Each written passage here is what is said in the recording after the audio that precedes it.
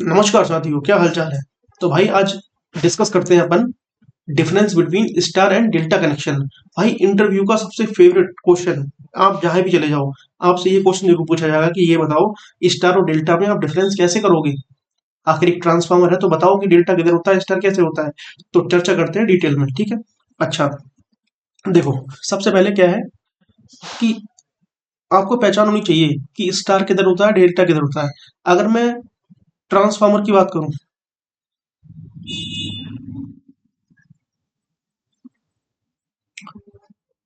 तो इसमें क्या है, बहुत सारे कनेक्शन यूज होते हैं। अगर मैं जनरेशन की बात करता हूँ, जनरेशन से स्टार्ट करते हैं। यहाँ पे क्या होता है, स्टार कनेक्शन होता है, ठीक है। अब ये जनरेशन जो होती है वो 11 kV पर होती है। क्यों होती है ये बात का मुद्दा है, बाद में डिस्कस करेंगे, ठीक है। फिर इसको अपन क्या है, बढ़ाते हैं 765 kV तक, ठीक है। अपने अकॉर्डिंग कभी आप एक कभी 400 वोल्टेज बढ़ाते हैं, 220 तक बढ़ाते हैं, ठीक है। और ये तुम्हारा 132 kV जैसी अपनी रिक्वायरमेंट हो वैसे बढ़ाते हैं, ठीक है। पर मैक्सिमम क्या है, 765 kV तक बढ़ाते हैं। तो यहाँ पर यूज जो होता है वो स्टेप अप, जो क्या कर रहा है, लो वोल्टेज को हाई में कन्वर्ट कर रहा है। तो देखो यहाँ पर स्टार कनेक्शन हुआ है और यहाँ पर क्या होता है, डेल्टा टू स्टार यूज हुआ है, ठीक है। अच्छा, आगे जाओगे, अब इस वोल्टेज को घटाने की बारी आई है, ठीक है। 765 को आप कन्वर्ट करोगे अपने अकॉर्डिंग, 132 कर सकते हो, 66 भी कर सकते हो, और तुम्हारा 220 जो भी तुम्हारी रिक्वायरमेंट है, ठीक है, उस हिसाब से। अब यहाँ पर क्या है, स्टार से डेल्टा यूज करेंगे, ठीक है। अच्छा, ऐसे करते करते यहाँ पर प्राइमरी ट्रांसमिशन आता है, सेकेंडरी ट्रांसमिशन आता है, फिर क्या है, प्राइमरी डिस्ट्रीब्यूशन आता है जो 33 kV वाई 11 kV पे जाता है, ठीक है। उसके बाद जो सेकेंडरी डिस्ट्रीब्यूशन आता है, इंपॉर्टेंट हमारे लिए ये है, ये तुम्हारा होता है 11 kV बटे 400 वोल्ट में, ठीक है। इसे बोलते हैं डिस्ट्रीब्यूशन वोल्टेज, सेकेंडरी डिस्ट्रीब्यूशन, ठीक है।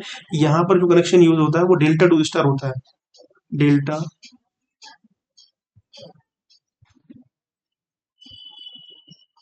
स्टार होता है, ठीक है। अच्छा, तो देखो सिंपली डेल्टा कैसा दिखता है, इस टाइप का। स्टार कैसे दिखता है, इस टाइप से। और अंदर क्या होता है, इसमें तुम्हारा क्या है, न्यूट्रल फेज होता है। अगर मैं ऐसे बात करूं, ये आर हो गया, ये वाई हो गया, ये बी हो गया, यानी कि इसमें क्या है, तीनों फेज है। जबकि इसमें क्या है, ये आर हो गया, वाई हो गया, वी हो गया, और ये क्या है, न्यूट्रल हो गया, ठीक है। अच्छा, बीच में ये सेपरेशन होता है, इससे जुड़ी हुई होती है, ठीक है। अच्छा, अब बात कर लेते हैं सबसे पहले डेल्टा स्टार में, डेल्टा स्टार में, ठीक है। अच्छा, डेल्टा क्या है, डेल्टा डेल्टा में तुम्हारा जो फेज करंट होती है ना, वो लाइन बाई रूट 3 होती है, ठीक है।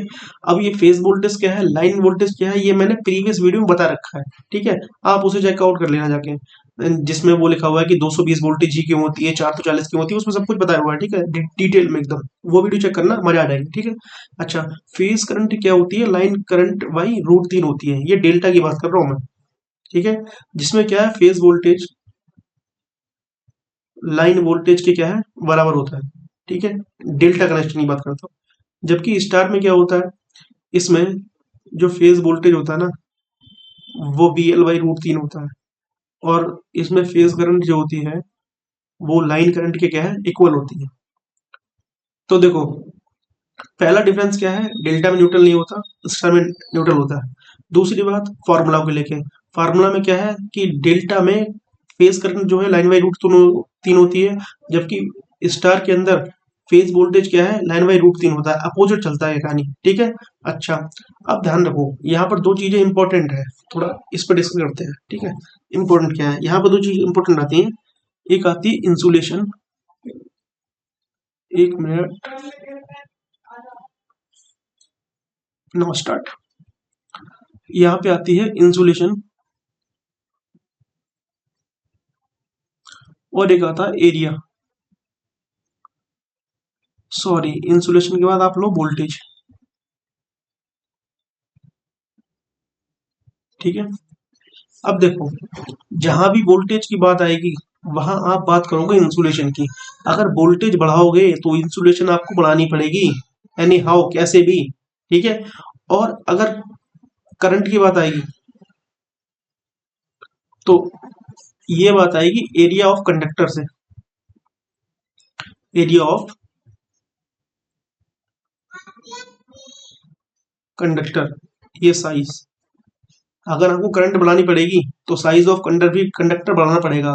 और ये कैसे होता है समझते हैं। देखो हमने क्या है डेल्टा टू स्टार की बात करी है, ठीक है। अब देखो मैं मानता हूं कि 990 केवीए का आप एक ट्रांसफार्मर ले लो, ठीक है।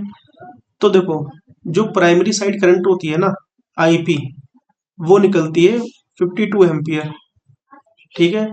जबकि सेकेंडरी साइड करंट निकलती है वो 1250 या 1300, 1350, जितनी भी निकलती है वो फिलहाल 1250 से ऊपर निकलती है, ठीक है। अच्छा, फॉर्मूला क्या है कैलकुलेट करने का, P is equal to √3 VI VL और IL, ठीक है। IL यहाँ से निकालोगे तो P अपॉन √3 इंटू VL, इसे आप 1000 में लेना, ठीक है। यहाँ से आई निकल जाएगी फार्मूले से, कोई भी ट्रांसफार्मर कैसा भी सब इसी को यूज करते हैं, ठीक है, 3 फेज के लिए। अब यहाँ पर देखो प्राइमरी पे क्या 52 एम्पीयर आती है, ठीक है। अब ये कैसे आती है डिस्कस करते हैं। देखो फार्मूला आपने जाना होगा, R बराबर रो एल बाई ए, ठीक है, ओके। और एक फार्मूला होता है आई बराबर बी अपॉन आर, सही है। अब देखो अगर आप एरिया कम करोगे रेजिस्टेंस बढ़ेगा, रेजिस्टेंस बढ़ेगा करंट क्या होगी, कम होगी, ठीक है। तो देख लो ये प्राइमरी करंट कितनी है, 52 एम्पीयर आती है।